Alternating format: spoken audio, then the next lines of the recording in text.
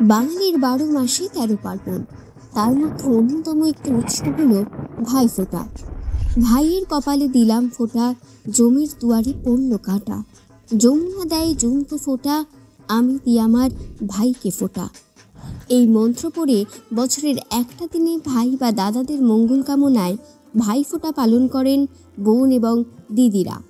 প্রতি বছর কার্তিক মাসের শুক্লাপক্ষের দ্বিতীয়া তিথিতে অর্থাৎ কালী পুজোর ঠিক দুদিন পরে অনুষ্ঠিত হয় ভাইফোঁটা। কিন্তু এটা কি শুধুই একটি উৎসব, নাকি আছে অন্য কোনো ইতিহাস? আজকের ভিডিওতে আপনাদের বলবো ভাইফোঁটার ইতিহাস। ভাইফোঁটার নেপথ্যে রয়েছে বেশ কয়েকটি পৌরাণিক কাহিনী। কথিত আছে সূর্যদেব ও তার পত্নী সংজ্ঞার যমুনা নামে কন্যা এবং পুত্র সন্তান ছিল যম, যিনি মৃত্যুর দেবতা হিসেবে পরিচিত। পুত্র কন্যা সন্তানের জন্মের পরে সূর্যদেবের উত্তাপ স্ত্রী সংজ্ঞা সহ্য করতে পারতেন না। তিনি তখন নিজের প্রতিলিপি ছায়াকে স্বর্গলোকে রেখে মর্তে নেমে আসেন। স্বর্গে বিমাতার ছায়া যমুনা ও যমের প্রতি দুর্ব্যবহার শুরু করেন। এভাবেই একদিন যমুনার বিয়ে হয় এক উচ্চ বংশজাত পরিবারে।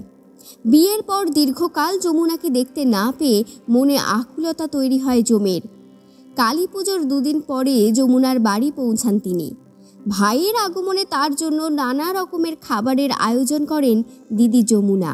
দিদির আন্তরিকতায় ও ব্যবহারে মুগ্ধ হয়ে দিদিকে উপহার স্বরূপ বরদান প্রার্থনা করতে বলেন যম। সেই সময় যমুনা ভাইয়ের কাছে প্রার্থনা করেন যে ভাতৃদ্বিতীয়ার দিন প্রত্যেক ভাই যদি তার বোনের কথা স্মরণ করে এবং প্রত্যেক বোন যদি যমুনার মতো তার ভাইয়ের মঙ্গলময় দীর্ঘ জীবন কামনা করে, তাহলে যেন সেই ভাইদের যমের ভয় কেটে যায়।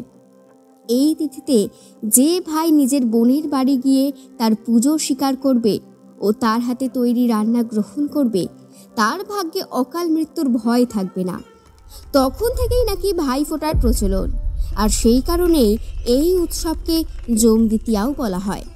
ভাই বোনের মধুর সম্পর্কের মধ্যেও মারপিট ঝামেলা হয়েই থাকে।